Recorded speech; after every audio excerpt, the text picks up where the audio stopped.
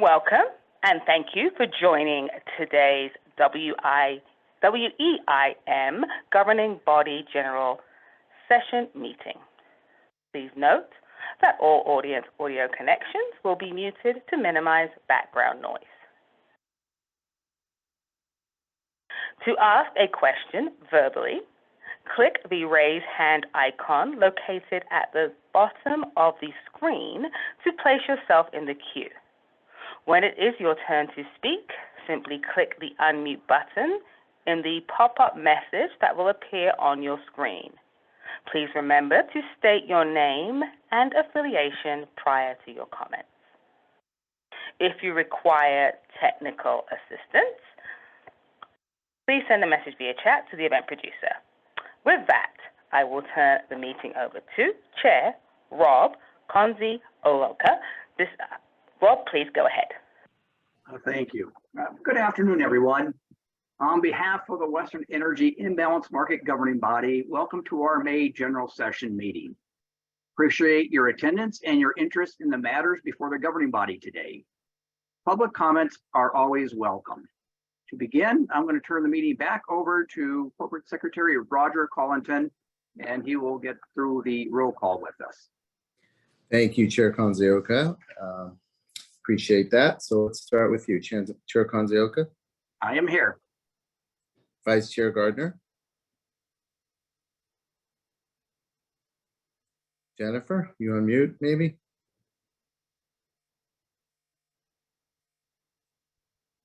All right, we'll come back to you. Member Campbell? Here. Member Decker? Here. Member Prescott? Here. And I want to see if I can see Jennifer. Are you on? I am here. Can you hear me all right? I can hear you My now. apologies. Thank you. That's okay. So that was the most exciting roll call we've had in a while, but we are all here, present, accounted for, and we have a quorum. And back to you, Chair Konzi-Oloka. Thank you. Our first business item here is public comment, and this would be public comments not related to something that's on the agenda. Certainly those items that are on the agenda, there will be opportunity to do public comment when we go through the item. So Michelle, if we can go through and see if someone would like to make public comment.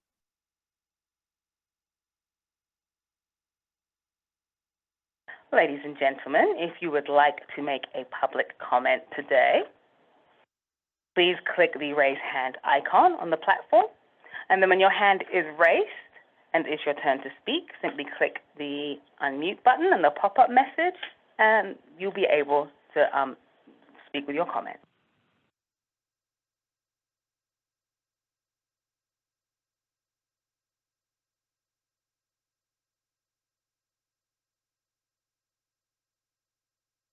All right, I do not see any raised hands at this time. Well, thank you. We will move on. And our next item of business, I'm going to turn the meeting back over to Corporate Secretary Roger Collington, and he will check through us with the approval of the previous meeting minutes. Thank you, Chair Konzi-Oloka. Can we have a motion, please, to approve the March 21, 2023 WEIM Governing Body General Session minutes? Anyone? So moved? Yeah, this is John. Thank you, John. Second, please. Second. I'm sorry, was that Andrew? Yes. Okay, and I will take the vote, either aye, nay, or if you're abstaining today. Chair Konzi-Oloka? Aye. Vice Chair Gardner? Aye. Member Campbell? Aye. Member Decker? Abstain. And Member Prescott? Aye. Thank you. The motion passes, and back to you, Chair Konzi-Oloka. Thank you. Before moving on to agenda item 3, I'd like to make a few remarks here. And the following comments are a generalization and simplification in order to be brief.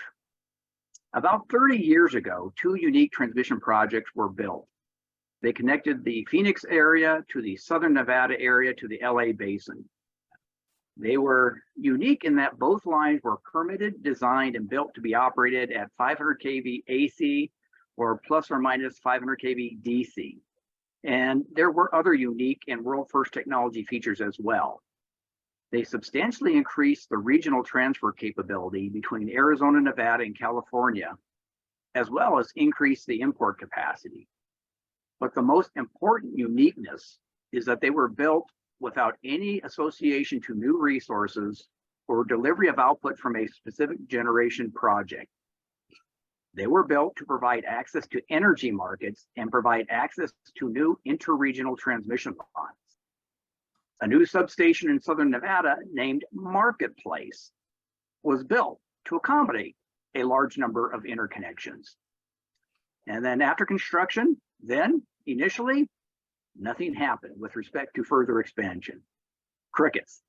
But when gas-fired generation boom of the early 2000s hit, the regional transmission system between Arizona, California, and Nevada was prepared. The regional transmission system significantly expanded. Then the solar interconnection boom occurred, and once again, the regional transmission system was prepared and the system was expanded again. And now, 30 years later, large-scale transmission that will expand from Nevada to other parts in the interconnection are on the scene. Building a solid system that is flexible and accommodates different futures and allows for expansion is important. The original vision is now on the horizon. As the WEIM expands in members, geographic regional diversity, and technology, we need to meet our needs of today, but accommodate the future and maintain the vision. Now, pardon me. So that we begin our meeting today, we will start off with the CEO report. And then after the CEO report, we will receive updates on the latest activities and plans by the BOSSR and RIF. Then next, we will hear from our market expert on her advisory opinion on the day-ahead market enhancement proposal. Afterwards, we'll receive an update on the WEIM implementation. And as part of this agenda item, we are hopeful that we will be hearing from our 3 newest WEIM participants that went live last month. And lastly, staff will provide an updated outlook on the governing body 2023 planning calendar. This concludes my opening remarks. Our next agenda item is agenda item 3 and is a report from Cal ISO President and Chief Operating Officer, Elliot Mainzer. Elliot. Thank you, Chair Conzioka and members of the governing body. And Chair Conzioka, always appreciate your helpful history lessons and reminding us of the web we've woven and the opportunities before us. So thanks for that. So for my CEO report today, I have a number of items. I just wanted to start out. I know all of us in the CAISO family and the EIM family we're pleased to see the announcement of a new ISO Board of Governors member, Joe Edo. Joe's a wonderful guy, just a tremendous background in energy markets and grid technology. I know he's going to be a great addition to the mix. I'm sure all of you on the governing body are looking forward to working with Joe. So welcome to Joe. This, of course, now here in the middle of May is the beginning of the sort of heightened preparation for our summer season. Summer is just several weeks away officially, and there's a lot going on. Just earlier today, we released our 2023 summer outlook. And I'm quite pleased, as we all know, with resource adequacy being such a critical topic across the Western United States and so much focus inside California in the past few years of onboarding new resources. We're actually fortunate year on year relative to last year to be in, I think, a significantly better state going into the summer, particularly by September, the latter part of the summer, which tends to be the most stressed time of the grid in California.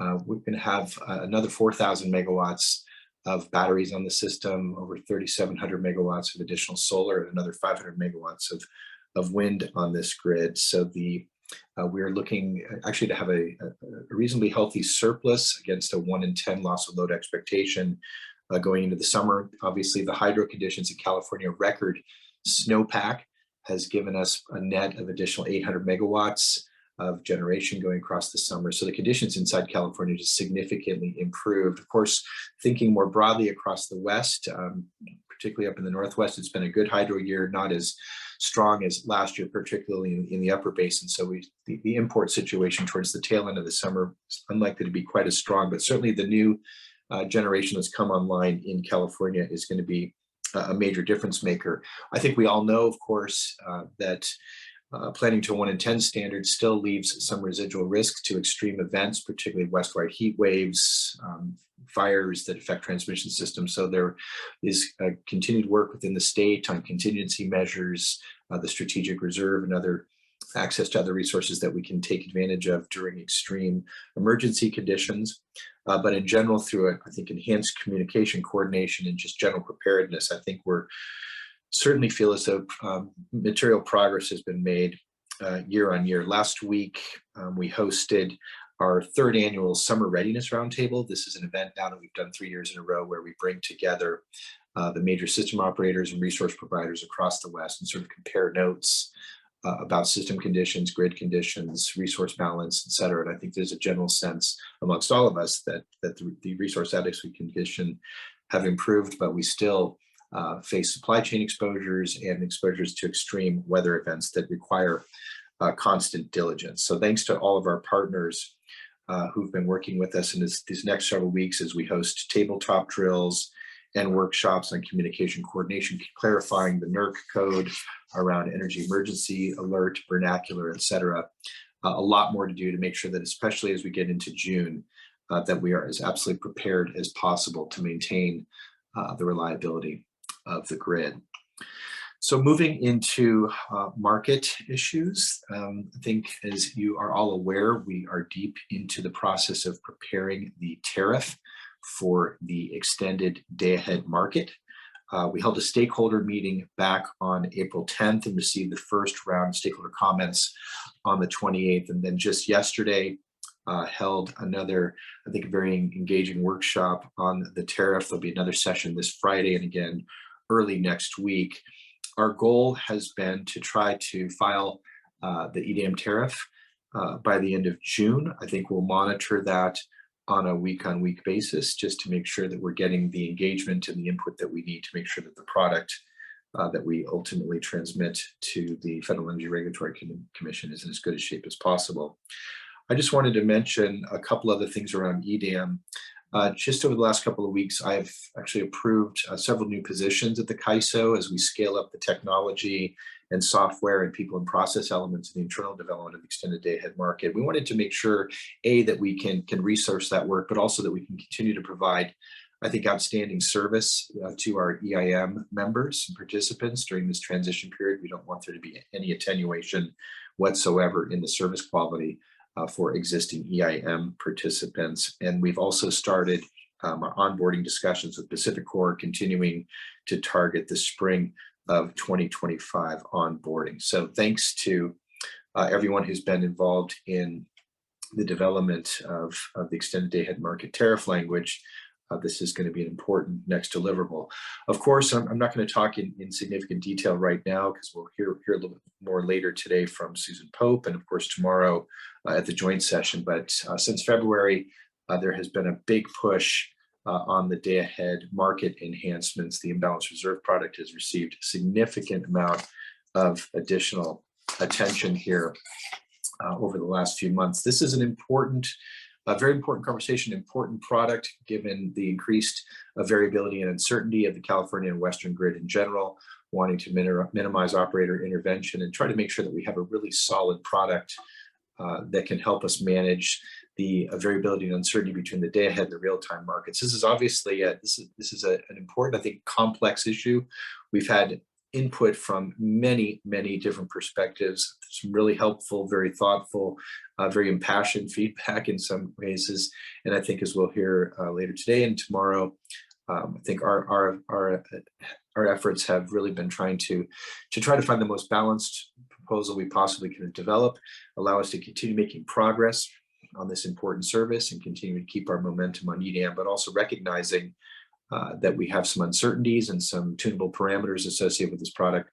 that it's really important to maintain a really robust stakeholder engagement process through implementation workshops and implementation working groups to make sure that we really keep our partners closely engaged as we test and fine tune and really prove out the policy as we move from approval into implementation. So more to come on that later today and tomorrow. But again, thank you to everybody who's been participating. Just in general, for the CAISO, I think this last year, particularly with EDAM, has been, I think in some ways, it's been very helpful for us, just listening closely to our stakeholders, watching their experience in various different forums, and just really continuing to strengthen stakeholder engagement at the CAISO. So folks really feel as though their voices are heard. They have opportunities to really lean in and participate in a meaningful fashion in both our policy roadmap and our policy design, and so identifying problem statements and solutions. So much more to come on that front. Thank you to everybody as we continue to strengthen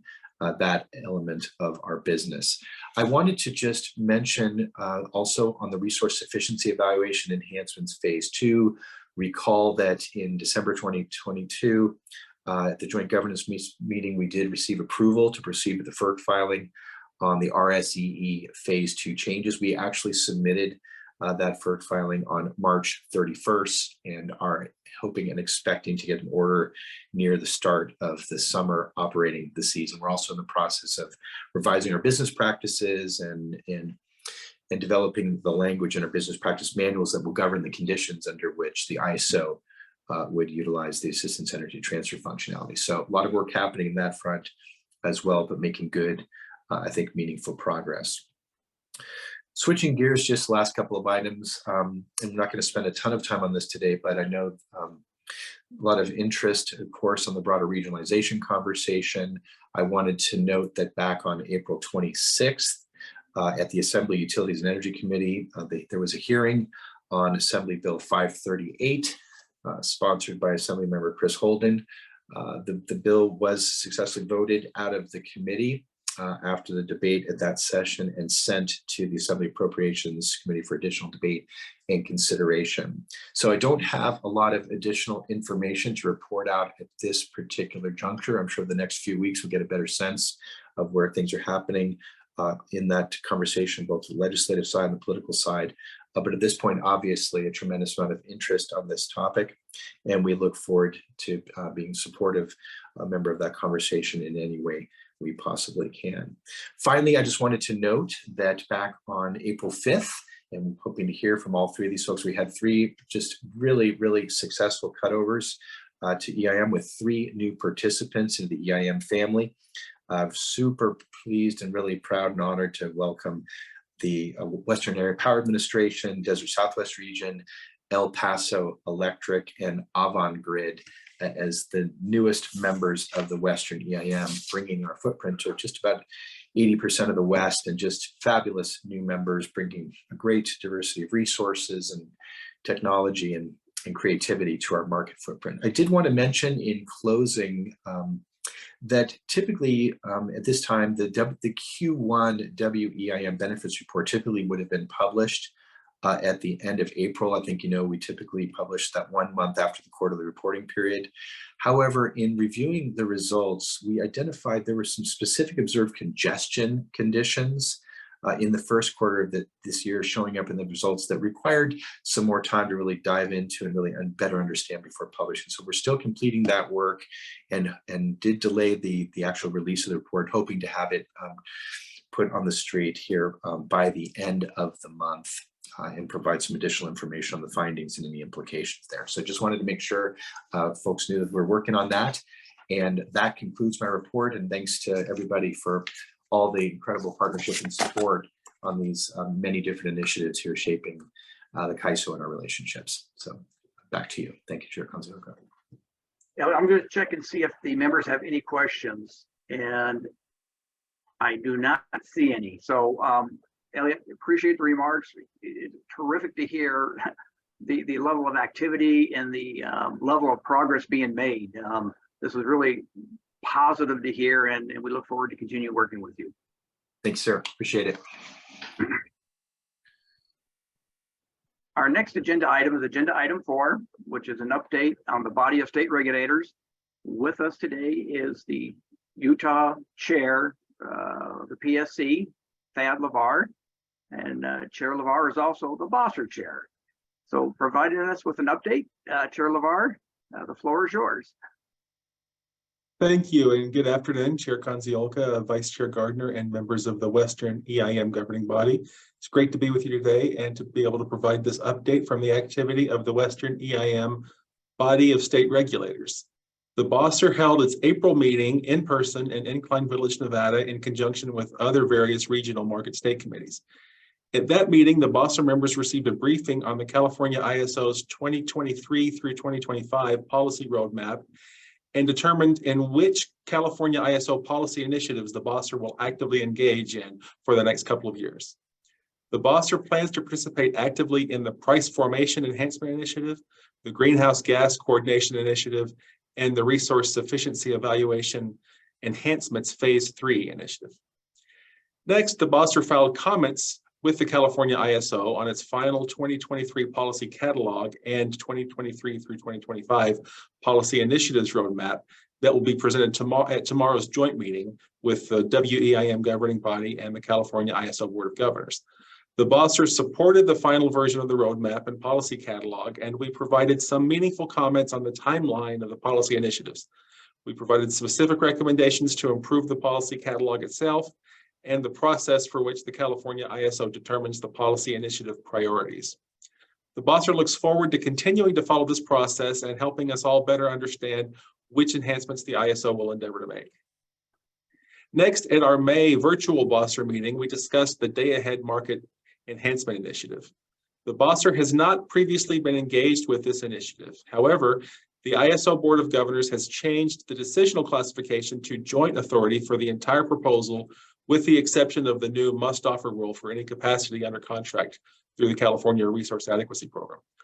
Accordingly, the Bosser has dedicated time to better understand the nuances of this initiative. We understand this policy proposal has taken years to develop, and we are pleased that the California ISO staff, along with stakeholders, have been able to reach the revised final proposal design that will be presented today. The Bosser is not currently taking a formal position on the revised final proposal, but we look forward to monitoring the impacts of the DAME on both the Western Energy Imbalance Market and on the extended day-ahead market. The Bosser also received a presentation from the California ISO on the upcoming greenhouse gas accounting activity that will take place this year. We look forward to the issue paper in June and in following the technical workshops when they begin later on this summer. Our next virtual Bosser meeting will be held on June 9th. And this concludes my brief update today. On behalf of the body of state regulators, I want to thank you for your time. I enjoyed seeing many of you last month in person in Incline Village, and I look forward to an in-person report at your next meeting in June in Salt Lake City. And I'm happy to answer any questions. I do not see any questions. So Chair LeVar, appreciate the remarks, and we look forward to meeting in your hometown next month, and hopefully you'll have good weather for us while we visit. Hopefully we can provide that. Thanks. Yeah, so thank you. Our next agenda item, which is agenda item 5, is the update from the Regional Issues Forum. With us today is the RIF Chair, Josh Walter. Josh, are you there? I'm here. Can you hear me? I can hear you loud and clear. Thank you. Great. Thank you, Chair Konziolka. In preparation for the joint session tomorrow, the January RIF meeting took up the issue of the day-ahead market enhancements issue with the intent of a more peer-to-peer conversation and deliberation. And it was a, I bring this up largely in helping give a little background on how the RIF is, or historically and hopefully in the future, shows up for these important decisions and decision making for the day-ahead market enhancements as well as for future issues. It was a really helpful and new format for the RIF, and while the outcomes of the meeting didn't result in any sort of formal position on the issue, it was an engaging new way for stakeholders to discuss their positions. That more peer-to-peer nature of using the venue of the RIF And I know some of the members of the governing body were able to attend, and hope it was a helpful data point. You know, that in the idea of how the RIF is showing up for these important decisions, and in relating back to one of the issues that Elliot brought up in the way in which CAISO and CAISO staff are listening, right, to forums like the RIF. I'd like to think that the conversation ultimately resulted in CAISO taking a deeper dive into the day-ahead market enhancements issue, and really taking the time to a more thorough evaluation. And I think that that is one of the reasons why we saw some length of or extension in the making the ultimate decision on the day-ahead market enhancements, using data points like the RIF meeting to help evaluate and showcase issues in the stakeholder process. So I applaud and thank the CAISO for taking the time, listening to stakeholders, listening to you know, the issues and ideas that came up from our January RIF meeting. So hopefully that the RIF meeting in and of itself, coupled with the time, helps the governing body as a data point, and in showcasing the ways in which the RIF will show up for these important decisions. We will, you know, the format may change, but the underlying ideas and issues that come up in the governing body meetings, like the stakeholder roadmap, like day-ahead, the DAMI and EDAM will continue to be issues that we will bring up in future RIF meetings. In moving on from an update perspective, we do, as referenced earlier, we will have a upcoming RIF meeting June 21st in Salt Lake City. The issues that are being that are included on the agenda will be a panel discussion on gas issues and deployment of gas in the market. The second issue will be a focus on electrification in the West, and how electrification will impact loads, resources, and market interaction. And we're looking forward to a robust conversation similar to the conversations we've had in previous RIF meetings, and our first in-person meeting of the year, coupled with the governing body meeting on the 22nd. So it should be a good and robust conversation. With that, that concludes my remarks, and I'm happy to answer any questions. Josh, thank you very much. Let me first check to see if any of the members have questions. And I am not seeing any. So Josh, appreciate your update and remarks. And, you know, as you know, we look forward to meeting with you next month, and we'll make certain that the governing body members have good attendance at the meeting. We are quite interested in the topics that you'll be covering. Thank you. Thank you. Our next agenda item is agenda item 6, which is the WEIM governing body market expert opinion on the day-ahead market enhancements, DAME. And with us today is our governing body market expert, Susan Pope. And I'm going to check. Susan, are you there? I am. Good afternoon, Rob. Thank you.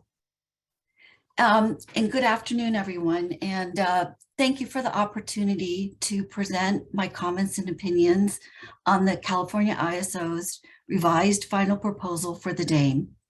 Although I have not been with the WEIM since the start of the DAME initiative, I can still appreciate the extent of the hard work by the California ISO and stakeholders to get to this point. Next slide, please. As requested by the governing body, my assessment of the DAME proposal focuses on the proposed market rules for imbalance reserves and whether the proposal is prudent, fair, and will support the success of the EDAM for the benefit of its participants. Each of the remaining slides will address one or more of my opinions or conclusions with respect to the imbalance reserve proposal. I'm going to go through the first few slides relatively quickly because, as some of you probably know, I modified my final conclusion in an addendum posted yesterday, and I want to leave time for discussion of this. And just for clarity, the versions of my memo and this presentation currently posted on the WEIM website both include this addendum. Next slide, please. So at a high level, my view is that the imbalance reserve products are a necessary step forward to unlock the benefits of the EDAM. Based on the comments submitted, it appears to me that almost all stakeholders agree that the EDAM has the potential to bring large benefits to the West in terms of reliability, cost reductions, and the integration of intermittent resources. I think it's also pretty well understood that equitable and efficient market rules for scheduling imbalance reserves in the EDAM are a key to the success of the EDAM. Just to recap this point, so in addition to the diversity benefits from scheduling flexible resources, EDAM balancing areas will benefit in other ways from the imbalance reserve market, such as through increased efficiency of the unit commitment and reduced use of load conformance to maintain reliability. Coming back to the main point, the imbalance reserve product should bring short-run benefits to balancing areas joining the EDAM, which will support the success of the EDAM. Next slide, please. In addition to my high-level policy support for the imbalance reserve product as an element of the EDAM, I also support the DAME proposal for how imbalance reserves will be scheduled in EDAM. On this page and the next few pages, I'm going to quickly discuss my views on 5 elements of the proposal for imbalance reserve scheduling that have recently been the focus of stakeholders. First, in my view, the California ISO's choice of a nodal model for the imbalance reserve market design is prudent. The model described in the proposal will enable granular tests to ensure the deliverability of imbalance reserve schedules, but at the same time will enable these tests to be tuned to meet the overall objectives of the imbalance reserve market. Because it takes many years to develop and launch new ISO software, I think it's prudent for the CAISO to design and implement software that will be able to sustain the imbalance reserve product for many years without requiring a major overhaul. The software should be designed to accommodate continued growth in the amount of energy supplied by intermittent resources and potentially by energy storage resources.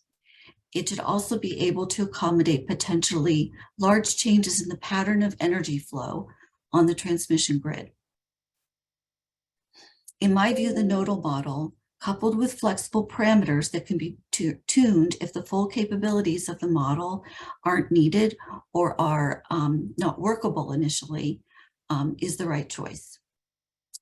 Second, as stated in my memo, I find the California's ISO's approach to initially setting the imbalance reserve demand curve prices to be reasonable.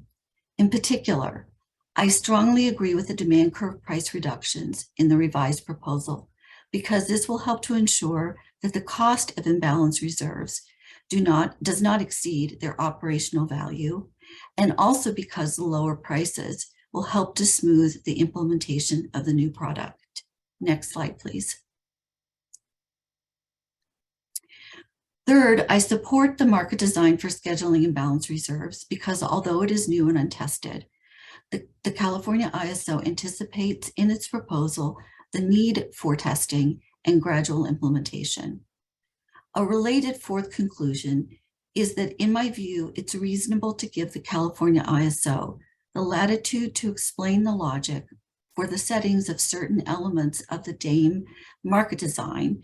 They call these flexible parameters in the California ISO's business practice manuals instead of in the tariff itself. In my view, it's prudent to determine the logic and the settings for the flexible parameters based on the results of running tests on a pre-implementation software model that includes imbalance reserves. Since I wrote my opinion on DAME, there's been an important development related to this fourth point. In a memo yesterday to the California ISO Board of Governors and the WEIM governing body, the California ISO proposed to establish a DAME implementation working group for stakeholders that would meet regularly with the California ISO staff through the process of testing the DAME software and even forward in time to evaluate how the software is functioning.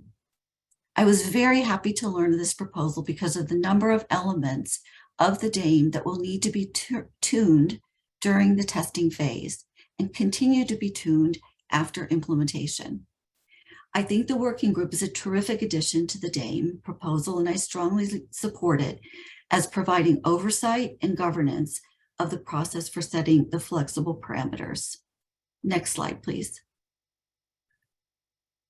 However, notwithstanding my overall support for giving the California ISO latitude in setting the methodology to determine the flexible parameters, as well as my support for formation of the implementation working group, I'm concerned about the absence of guiding principles for the determination of the flexible parameters, or to state it exactly as proposed, the criteria for setting the flexible parameters.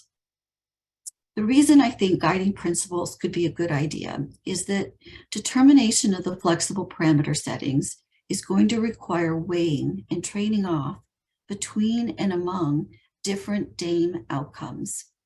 I have in mind here trade-offs among the metrics stakeholders are most interested in. That is the impact of the imbalance reserve product on energy price levels, reliability improvements, and the solution time of the IFM software.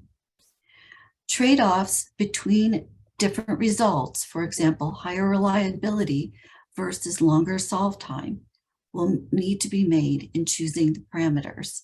And I think that a set of guiding principles could be very helpful in guiding how these trade-offs will be made to make sure that they're consistent among the different parameters and across the parameter settings that are going to be used for different balancing areas.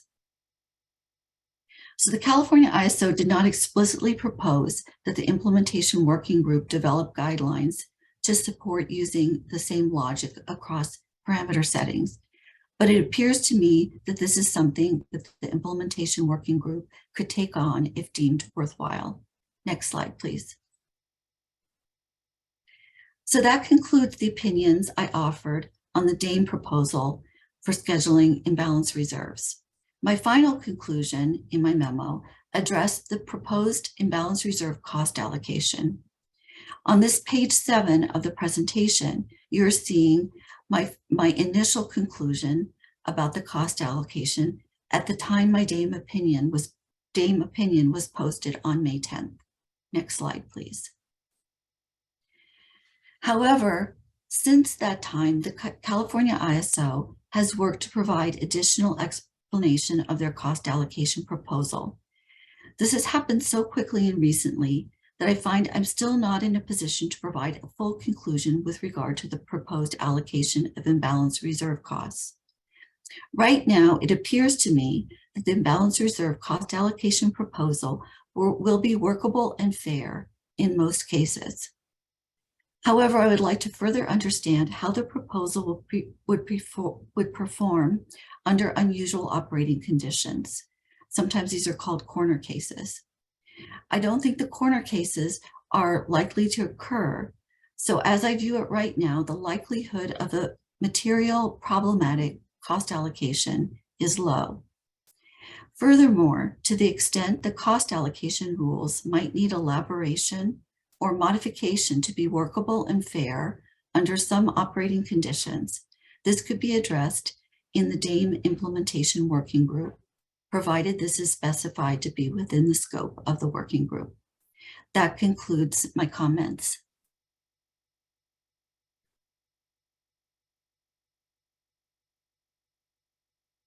Rob, you're muted. I'm sorry, I was on mute. Susan, thank you very much You're welcome. for your presentation. Let me first go to the governing body members to see if they have any questions for you. This is John. I do. The first question will be from John Prescott. Okay, thank you, Susan, for this excellent report. In listening to some of the comments that were submitted concerning the price cap, the $55, one of the commenters spoke to why would that be different than the price cap of $250, which is used for the ancillary services, which is currently in the California tariff. Do you have any thoughts for why the $55 is the appropriate number? So, you know, my view of that is that if the California ISO were to try to obtain an additional megawatt, schedule an additional megawatt of imbalance reserves when there were insufficient megawatts to cover energy schedules, ancillary service requirements, as well as imbalance reserves. The place that additional megawatt of imbalance reserve schedule would come from is likely to be spinning reserves, reserves. So the lowest cost of reserves is sort of appropriately what the trade-off is being made, is the trade-off being made, I think is the rationale in scheduling an additional, the highest cost that should be paid for scheduling incremental imbalance reserves. Now, of course, that's the logic that the California ISO offered, and it's possible that as the imbalance reserve product is implemented, there will be reasons to believe or findings that the actual operational value of imbalance reserves are higher than that. But as a starting place, I think the $55 value is appropriate in order to avoid, for example, strange interactions that could occur in the initial implementation if that price were very high. So I think the best thing to do is to start relatively low with that price. And if it turns out that insufficient imbalance reserves are being scheduled at the lower price, to employ the working group and to have a discussion about, you know, here's the cost benefit trade-off we see from increasing that price cap. Okay, thank you, Susan. That's very helpful. John, anything else? No. Okay. Andy, you're next. Yeah, thanks, Rob. Yeah, thank you, Susan, for that presentation. I appreciate your comments around the needing to be some flexibility at this stage, and some things will be worked through during the software, some of the testing there. But you did kind of point to you'd like to see guiding principles. Could you say a little bit more about the sort of concepts or purposes that would be achieved through some guiding principles? Well, one principle, for example, I think the California ISO hasn't responded to this directly, is that the same criteria would be used in discussions with each balancing area to determine which transmission constraints would be imposed in the deployment scenarios for imbalancing reserves within that balancing area. So that would be something, for example, that would ensure consistency, and that the kind of the same deliverability of imbalance reserves was expected across different balancing areas. So that would be, for example, that's an example of a principle.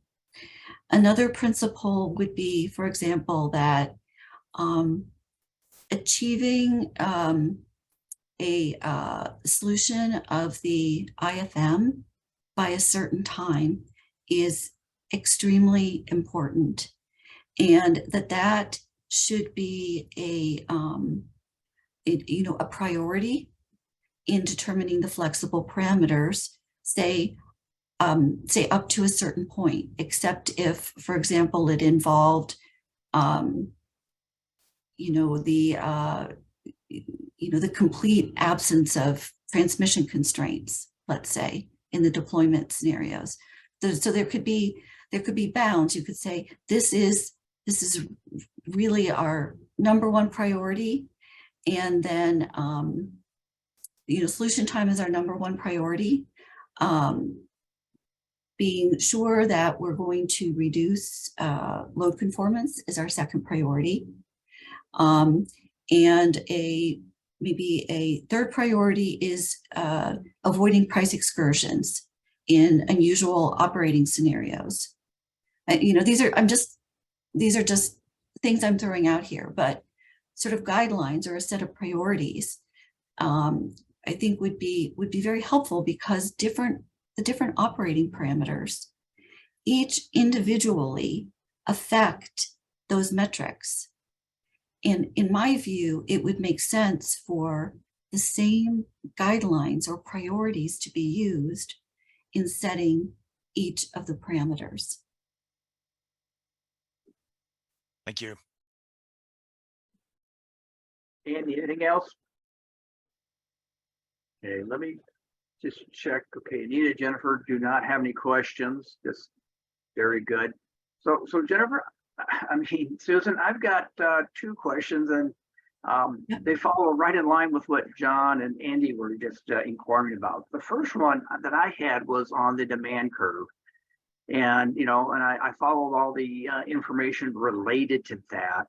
And what I was trying to better understand is if the energy and ancillary services and the imbalance reserves are co-optimized, is there any chance with that ceiling of $55 per megawatt hour that allocation of an award on the imbalance reserve could possibly be impacting a supplier that is getting an award or could get an award higher but wasn't awarded imbalance reserves? I don't understand the last piece of your hypothetical. It could impact a supplier getting a higher. Yeah, Sorry? when co-optimizing the ancillary services, the energy supply and imbalance reserves. And if, in the awards, a supplier could there be the situation where they could actually get more if they weren't awarded imbalance reserves and were getting awards in the energy or in ancillary services? They could make more money, you mean? Correct.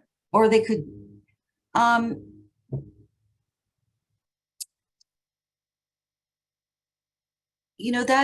should not be the case, Rob, because the co-optimization, and that should not be the case so long as we're dealing with competitive markets. Let's put it that way. Okay. Yeah. Let me move on to my next question, and it had to do with the guiding principles. If the working group took that on as a scope and developed guiding principles, from your perspective, that good? Is there any reason why it would need to come back to the governing body for review or for oversight?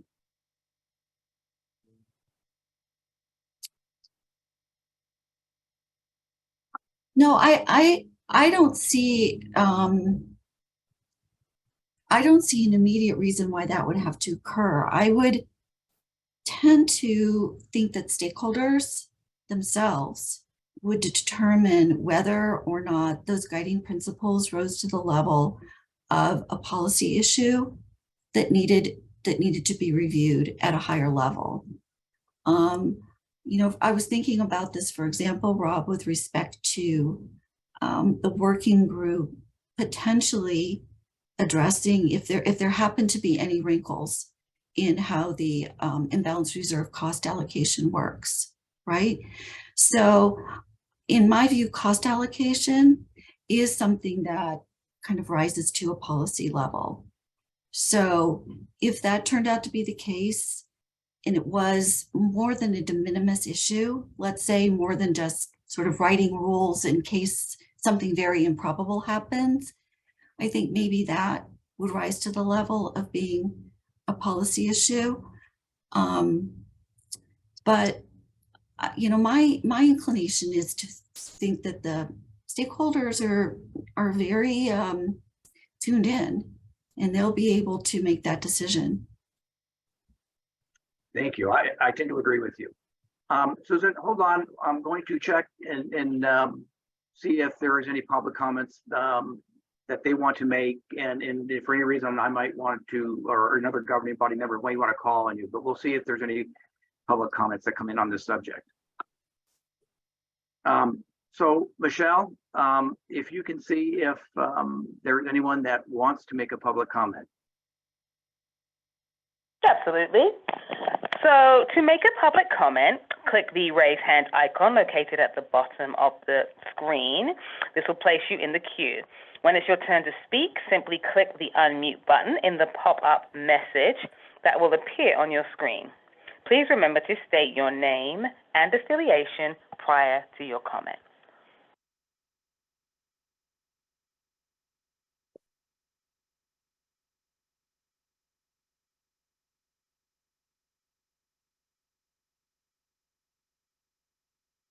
All right, I do not see any raised hands at the moment. Okay, very good. Thank you. And Susan, thank you very much for your presentation and your speech with us today. You're welcome. Bye, everyone. All right, goodbye. Our next agenda item 7, is the WEIM implementation update. And with us today for the update is Khaled Abdul Rahman, who is the Vice President of Power Systems and Market Technology. Khaled, welcome this afternoon.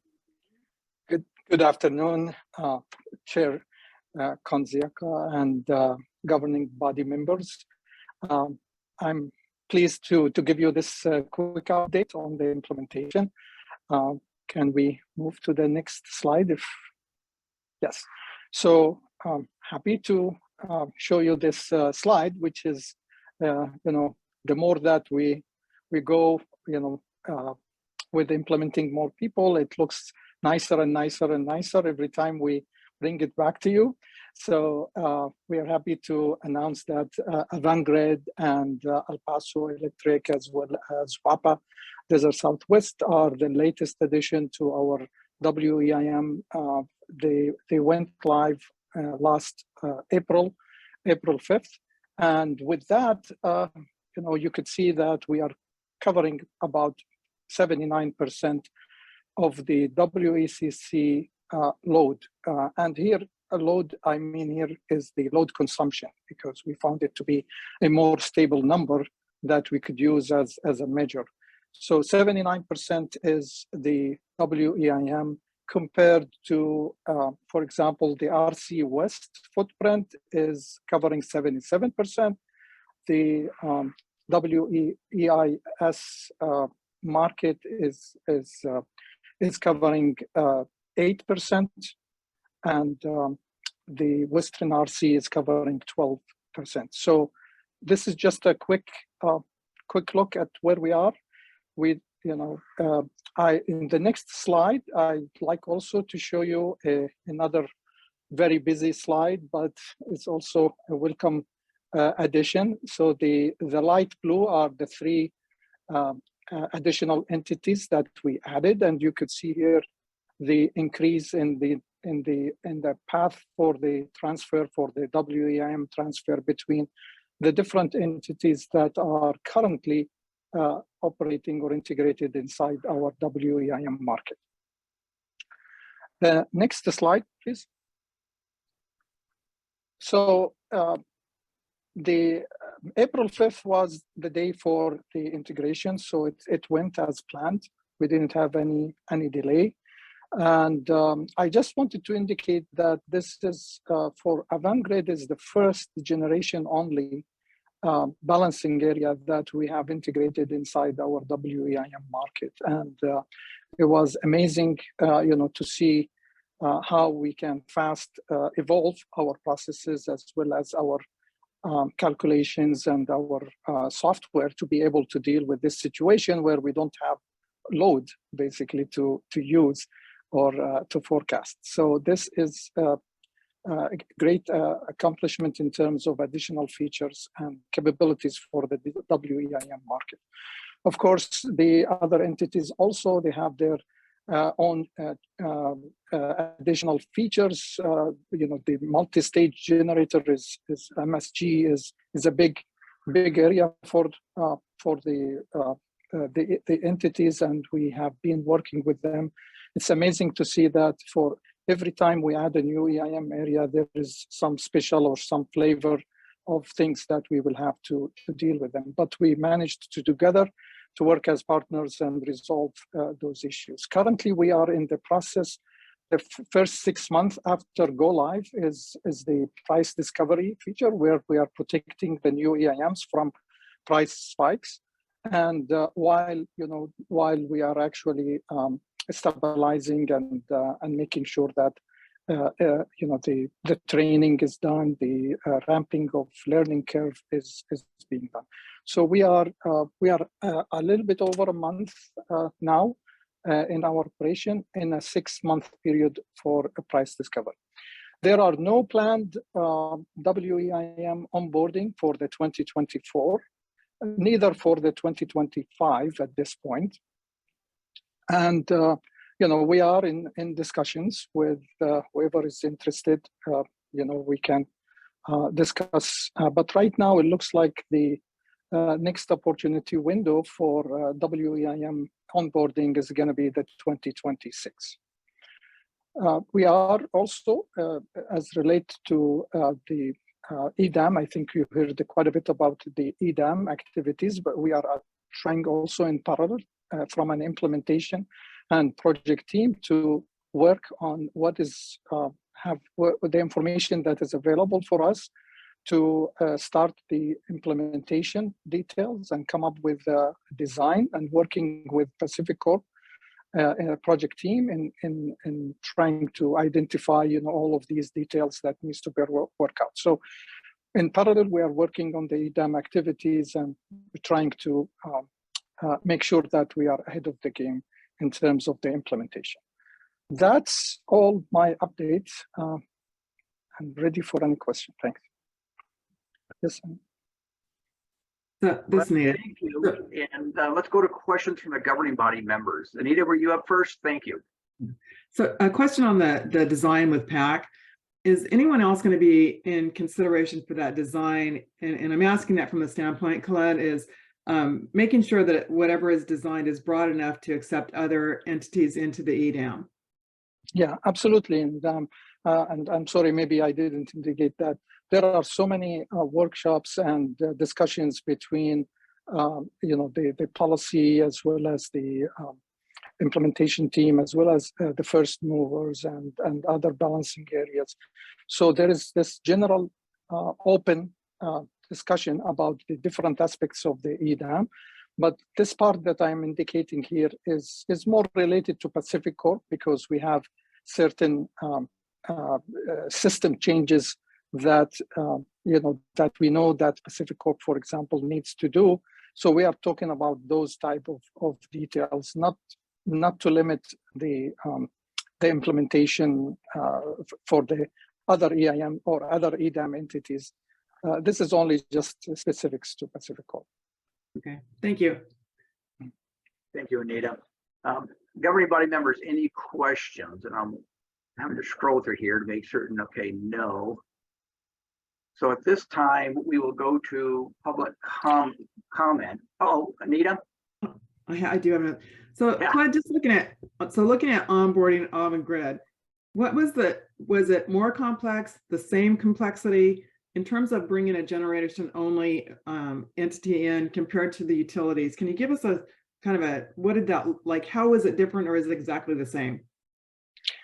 It is, in terms of the process, it's very similar, except that now that you don't have a load, we had to go through all of our calculation, whether, how do we perform the test, because you don't have a load to balance against. How do you how, any place that we are dividing by the load, we have to revisit and say we cannot divide by 0, obviously, right? So we had to make those changes throughout. But in terms of the process itself, the costing has to be changed, because now you don't have a load major demand. So we had to make a change there. We did not notice any delay or any big challenges, right, during this process. So we kept the several tracks that we typically use for the onboarding. We kept them the same, except, as I said, we didn't talk too much about the load forecast in particular, but we have the VR forecast instead, right? So can a gen only come on more quickly than Yeah. a utility, or so like? Go ahead. I wouldn't say more quickly, but currently we could benefit from the fact that our network model has a large coverage right now, so we could make or leverage that in speeding up maybe a few months, extra or faster in the implementation. But we have to go through the same process of how the resources are defined, how they are bidding, how the test is doing, all of that training and process and procedure changes that is needed as an EIM entity versus a merchant is still needed. So, but we can maybe speed up because of the fact that we have the network model is almost covering now most of the WECC footprint.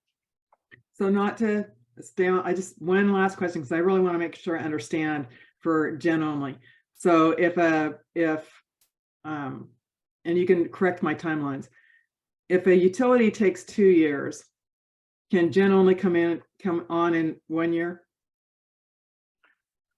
I would say typically we take 18-month schedule for the normal EIMs. Gen only, we are trying to use the same schedule, 18 months, but what we find out is maybe 15 months is enough, not less than 12 months for sure, but between 12 and 15 depending on the features that they need as well. All right, thank you. That was very helpful. Thank you, Anita. That was a great clarifying question. So at this point in time, we'll move on to public comment. So Michelle, if we can move over to public comment. And Michelle, we are expecting the 3 newest WEIM participants to try and be calling in. So we're going to try and get them on. All right, very well. So a reminder with how to make a verbal comment. Go ahead and click on the raise hand icon if you're connected via the Zoom interface. The raise hand icon is located at the bottom of your screen. This will place you in the queue. Additionally, if you are dialed in via phone audio only, pressing #2 on your telephone keypad will enter you into the queue as well. For Zoom audio, when it's your turn to speak, simply click the unmute button in the pop-up message that will appear on your screen. Please remember to state your name and affiliation prior to your comments. And at this time, I do see that we have someone in queue. I see Dave Hawkins.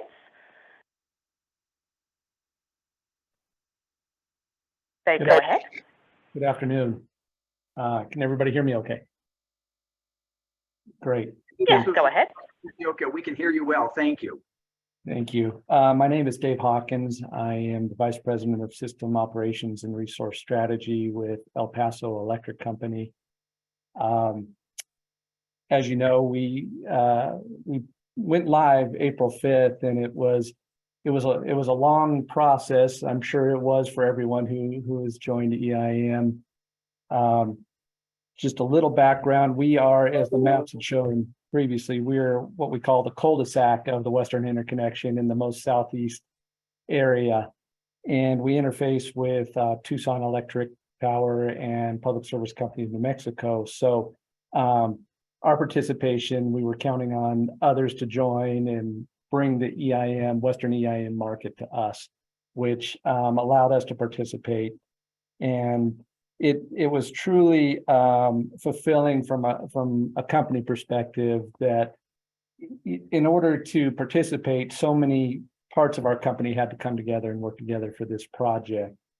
And not only from our company, but from those at CAISO as well, who helped us along the way. I feel like we've tricked our employees, because April 5th was held out as a finish line, but it's, you know, we're at that season, it's more of graduation. And so I think we've graduated, now it's time to get to work. And, you know, there was this exhilaration, there was this start, and there was this kickoff, and then everybody wants to know what happened.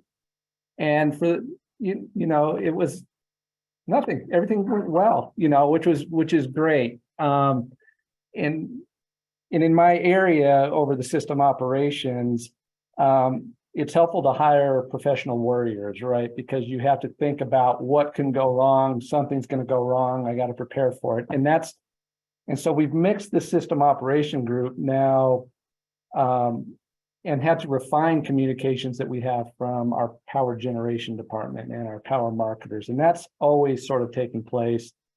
And there's a natural tension in there typically. Power generators full of bravado, we can do this. Marketers said, great, we believe you, let's go. And system operations is always ready to put on the brakes. And so what we have now through the EIM that we've learned is this ability to identify and point out areas where that communication needs to happen better or more, or ask questions. Serving our own load through our own generators, through purchase power as a balancing area, responsible to ourselves from that standpoint. Your generators can more or less operate as you think they will, but they don't always do. And you realize that, and you compensate with other generation and other means of doing this. Well, now we have the Western EIM, which points to, you said you were going to do this, but you did this.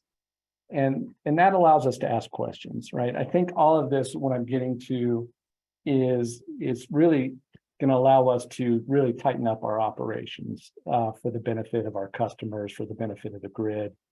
I think it was a benefit we expected when we were joining, but the ability now to look at the data and identify certain times of the day and certain hours and really have those conversations is a great operational benefit that our customers will enjoy.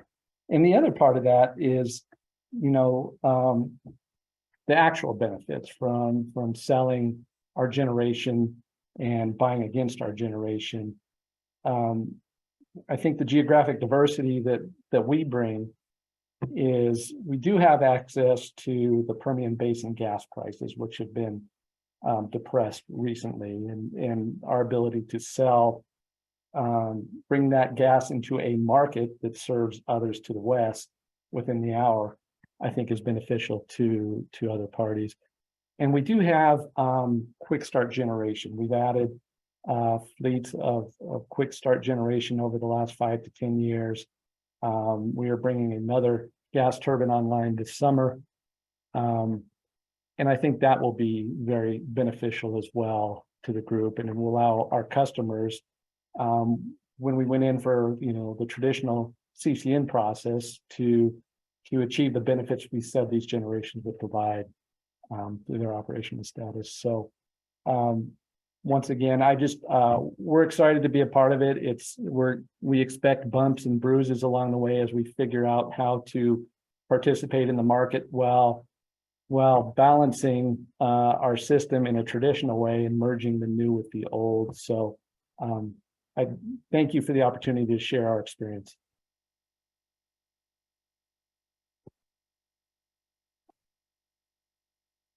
Rob, you're muted. Yeah, I'm off mute now. Sorry. Dave, thank you for all those remarks. Really appreciate sharing your thoughts on your experience and what you've gone through. Earlier in the meeting, there were comments related to EPE about the regional and topology diversity that you bring. And, you just remarked on that. And, that really does go a long ways in making the system perform better. I'm just going to check, Dave, if there's any, I don't see anything here. So, Dave, thank you for taking the time to be with us and to share. And just a minute, member Anita Decker has a question or a comment. So Dave, I just want to echo Rob's comments in terms of, it was really great to hear your perspective about how it unified inside as well as outside. And so the way you spoke about coming into the market is really different than others who have joined. So I just want to pause a moment on the way you talked about the benefits both for your customers inside your organization and certainly to the market. So thank you for that. You're welcome. Okay, thank you, Dave. We're now going to move on, and Michelle, if we can check on public comments. I believe that Jack Murray of Western Desert Southwest might be trying to queue in. Okay, very well. I do see a hand raised on the phone audio only line. So when you go ahead and unmute that line. Caller, please go ahead. Your line is unmuted.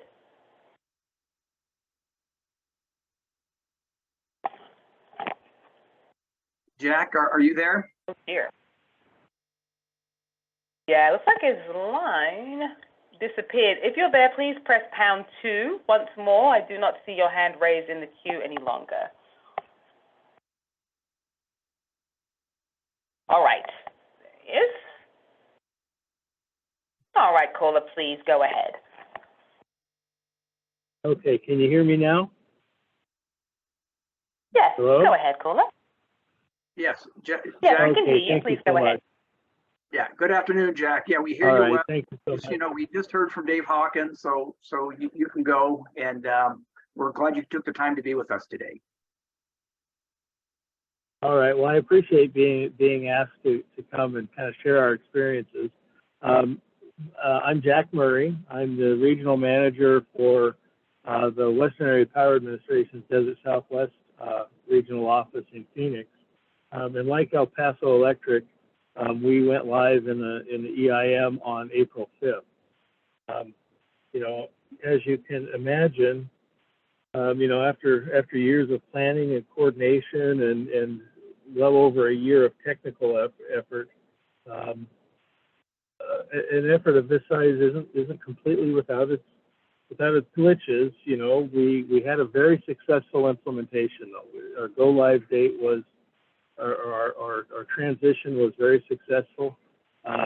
We had some issues right at first. That night we had all hands on deck, and we had some issues with how our Hoover was kind of swinging back and forth because of some things that maybe we didn't, as a WAPA region, didn't do as much testing as we would have liked to, and that sort of thing. But really, you expect some of those things on go live, and we've been able to fix them.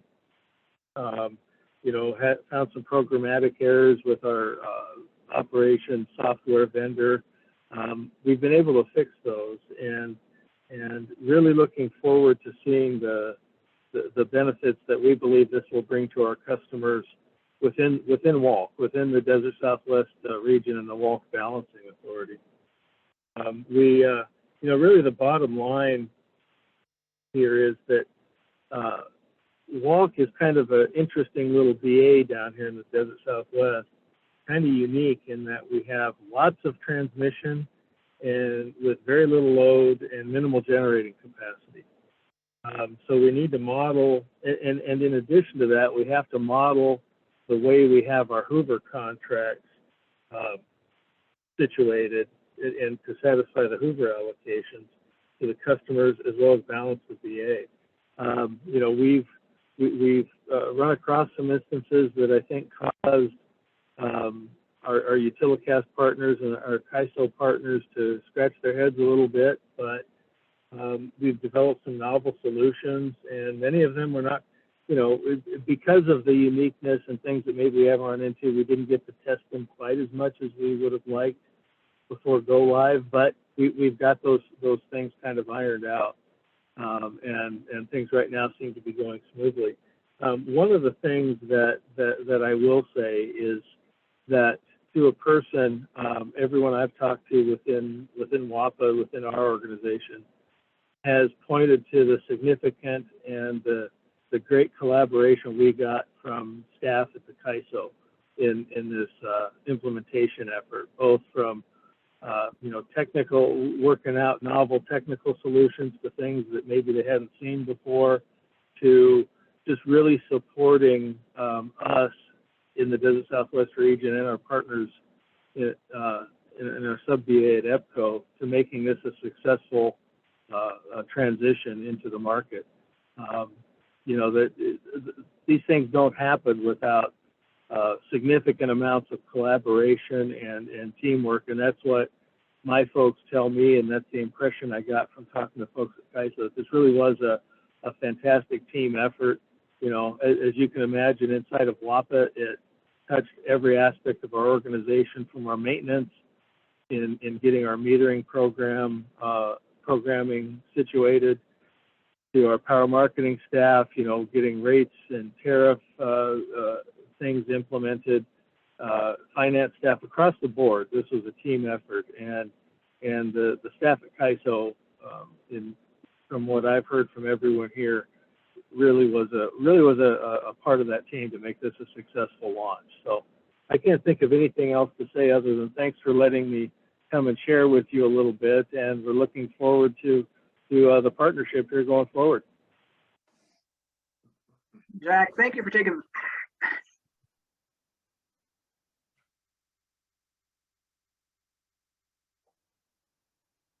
Rob, you're muted. Yeah, okay, see which way I'm clicking. Jack, thank you for taking the time to be with us this afternoon and to share your thoughts. You know, we find it very helpful to hear from all of the new EIM participants, and I'm certain that Khaled's got to be very pleased to hear the comments about your staff's relationship with his staff's relationships, and the value that you bring to the table, and the uniqueness of your particular implementation. Let me just check and see if any of the governing body members have any questions or comments. Okay, and there are none. So Jack, did I miss somebody? Rob, really quickly, it's Elliot. Just very briefly. Yeah. I'm sure we'll get a chance when all three are, but I also just with Jack on the line, I wanted to reciprocate as well. We had a chance to meet briefly down in Phoenix a while back, and just congratulations to your team. It's just a true pleasure working with Western Area Power Administration. You guys obviously brought a fabulous A team, and really these technical partnerships are just something we really, really value. So thank you as well to your incredible group. Thanks, Elliot. And so Jack, thank you. And again, for taking the time out and being with us this afternoon. So now we'll see if we're able to get Avangrid connected here. So Michelle, I don't know if they're trying to call in or log in through Zoom. Can you make a request to see if they are out there?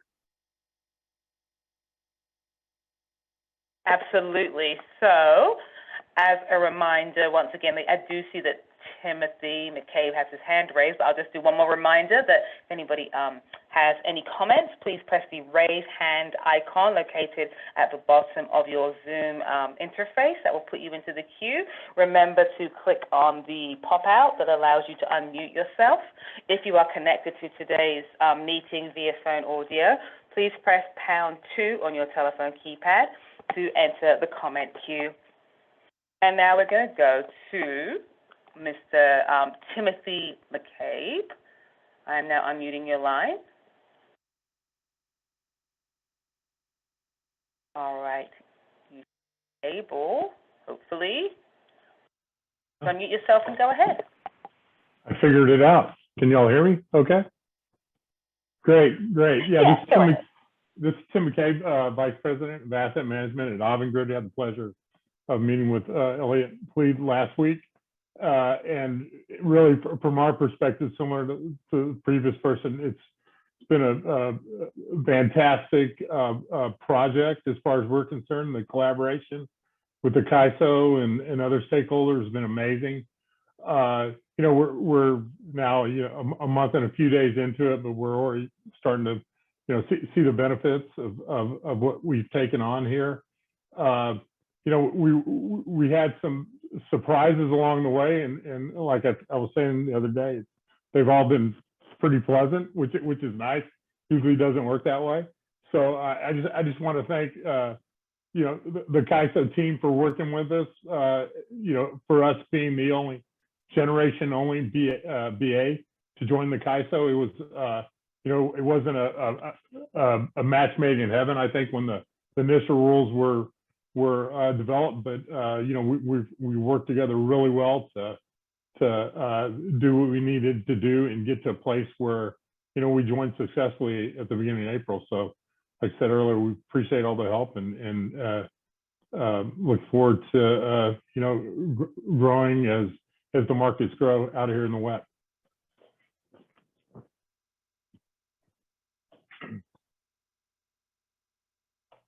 So, Tim, this is Rob Conzioka. I am chair. I didn't get a chance to speak with you in advance. So thank you for taking the time to join us and to share your perspectives. It's terrific to hear, and it's always good news. And in describing your uniqueness, and you know, generation only BA certainly is different. So we're glad you're on board. We have a couple questions for you. And first is John Prescott. Okay. Hey, John. Okay, hi there. I don't have any questions. I just wanted to say really to all three, to Dave, Jack, and you, Tim, hey, congratulations. I know it's a lot of work. I've been involved in a couple of cutovers at midnight, so I know kind of what that's like, the tension, and you got through it. So congratulations. Thanks for your report, and just a real welcome aboard. So we appreciate that, John. Thank you. Yeah, Elliot, would you like to say a few words? Yeah, thanks, Mr. Chairman. Yeah, I'll reiterate that as well to all three of our entities, to Dave, to Jack, and then to Tim. I wanted to mention there've been a couple of questions today about the unique elements of a generally BA. For me last week when we were in your control center, which I know has been built for a couple generations now, incredible amount of technology going back to the heritage of your company.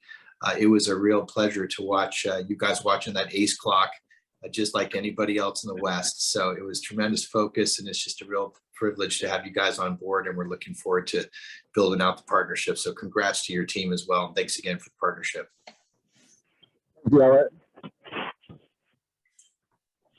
So I'll conclude, Tim, that we appreciate you taking the time and working your way through the electronic system to get in and share your thoughts.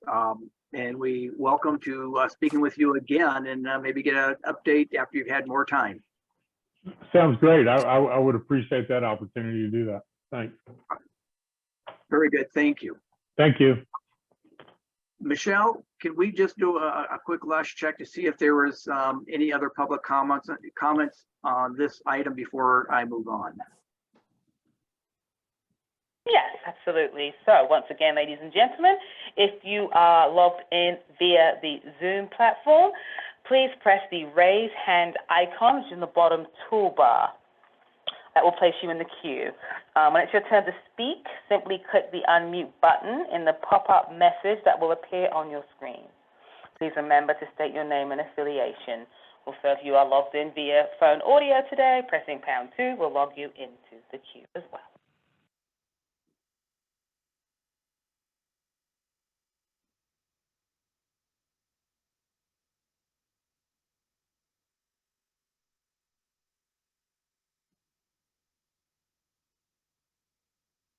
All right, so I do not see any additional raised hands at this time. Thank you. So we will move on to agenda item 8, which is a briefing on the WEIM governing body planning calendar. And with us is Anna McKenna, the Vice President of Market Policy and Performance. Anna. Good afternoon, Chair Kanzioka and governing body members. Happy to provide you a briefing on the upcoming items that will be you'll be briefed on over the next few months. For this May meeting that we're currently in, we will be presenting to you under the joint authority the day-ahead market enhancements tomorrow. And we also have our normal briefings and the briefings you've just received today on the EIM implementation efforts, and that is completes the May set of items.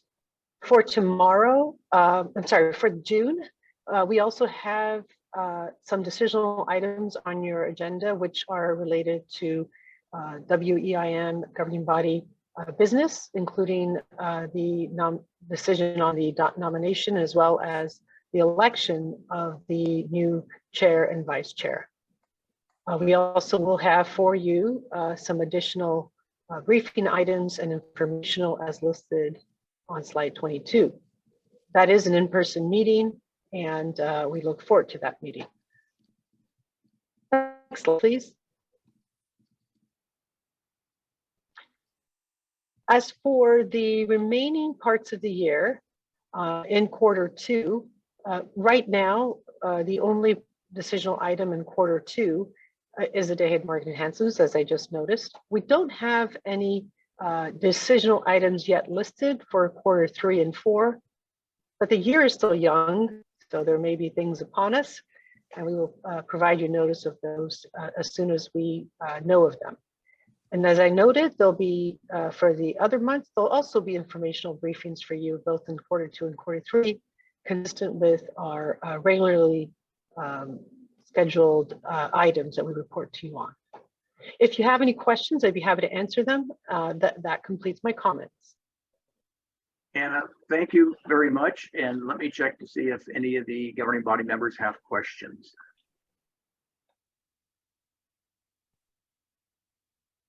Anna, there are none. I don't have any questions either. I will speak on behalf of all that we always appreciate seeing this information and making certain that we are constantly looking out ahead and seeing what's out there to communicate. So thank you. Thank you, Chair Kanzioka. So last agenda item is the, I'm sorry, before I finish, let me go to public comment. Michelle, can we do a check for public comments on this? Yes, so once again, ladies and gentlemen, if you would like to make a comment via the Zoom platform, please click on the raise hand icon at the bottom of your screen. When it's your turn to speak, simply click the unmute button in the pop-up message that will appear on your screen. Please remember to state your name and affiliation prior to your comments. Also, if you are logged in via phone audio only, pressing #2 will enter you into the comment queue.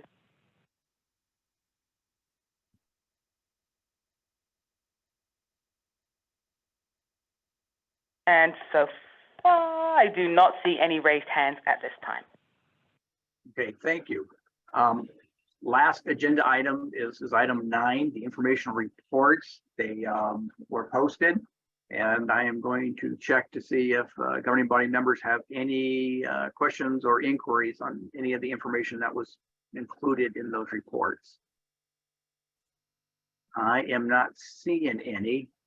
So I'm going to do a last call for the governing body members on any issues that they are raising at this time. And there are none. So seeing none, we stand adjourned. And I thank everyone for their time today and addressing our issues. Thank you. Thank you all. Take care. Thanks, Rob. Thank you, Rob. Thank you, everyone. Thank you for using event services. You may now disconnect.